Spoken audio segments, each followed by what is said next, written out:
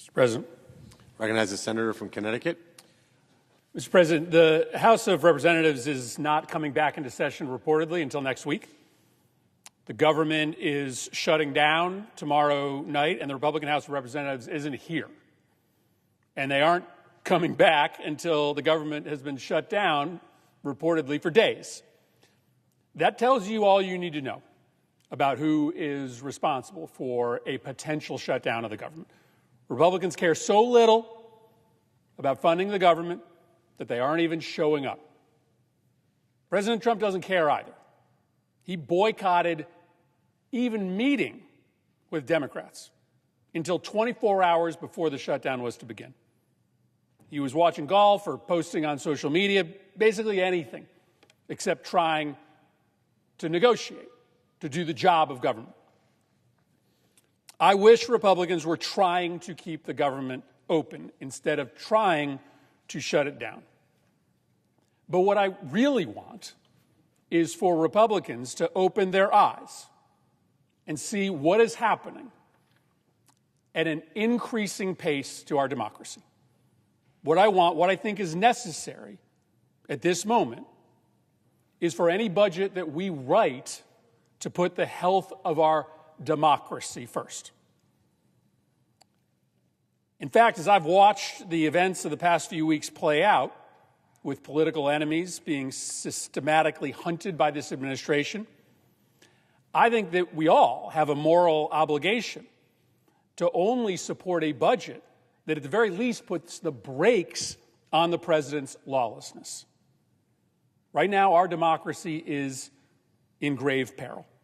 And there's no better example of this than the events that played out last week over the indictment of former FBI Director James Comey. The president has made it clear that he wants to put his political enemies in jail as retribution for the charges brought against him. He does not care about whether there are grounds for these charges. He just wants charges. And so he instructed Eric Siebert, the U.S. attorney in Virginia, a Republican, to bring charges against James Comey. But Siebert refused for a simple reason. There was no evidence that James Comey had done anything illegal. So Trump fired Siebert.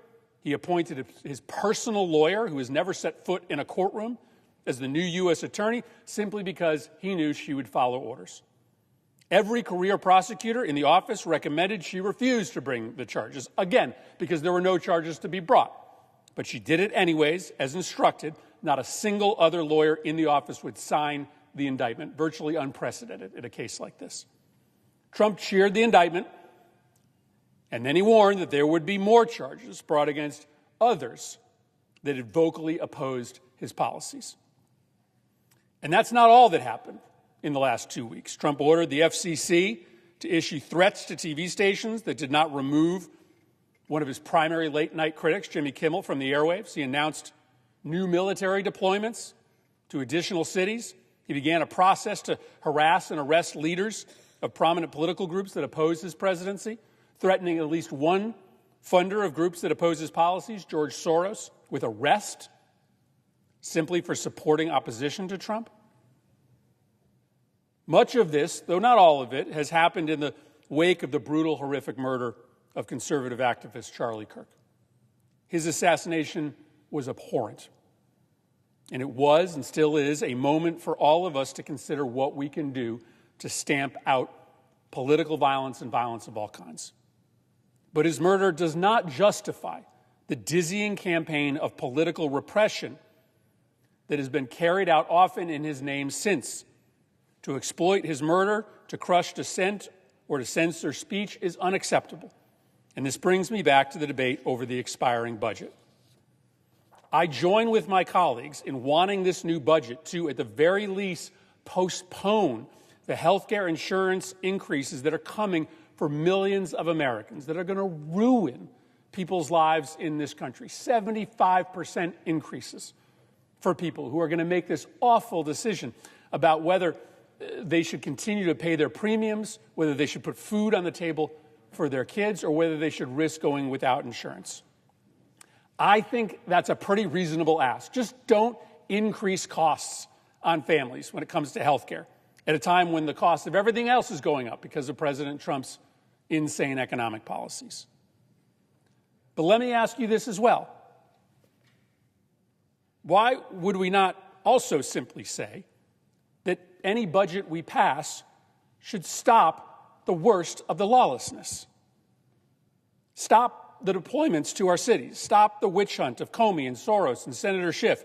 Stop using the FCC to censor speech. Stop unconstitutionally ignoring the budget and spending only money that the president wants to spend. To me, this is simple.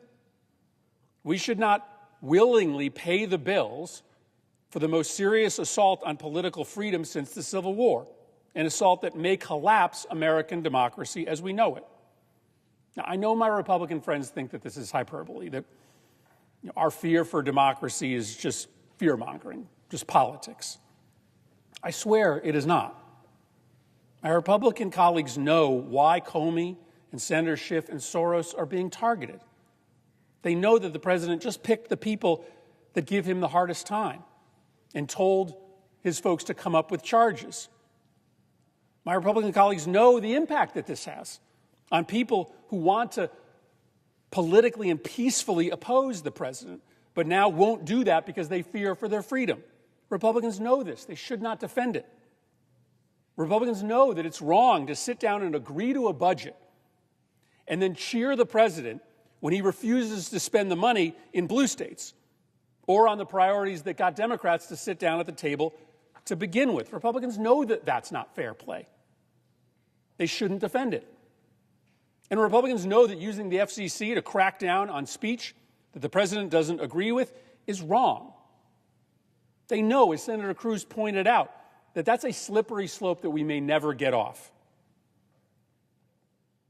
I want to find agreement with the Republicans on stopping these premiums from going up. I do. I think that's really important for people in this country. And I think it's okay to admit that this is an odd arrangement that we have in American government today, where the minority party in the Senate, so long as it has 40 members, is kind of in a coalition government with the majority party because the budget can't pass without bipartisan agreement. But the majority party has an obligation to honor and fight for a basic set of protections for our democracy.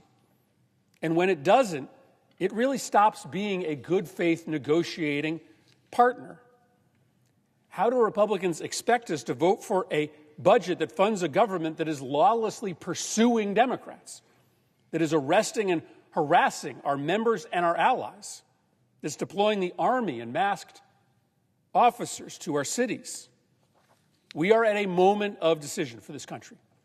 Right now, Republicans aren't even trying to keep the government open. They're not even here. They're rooting for a shutdown.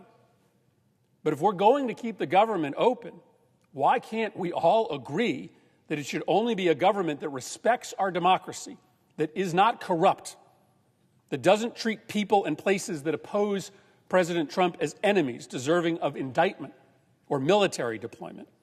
That also seems like a pretty minimalist ask.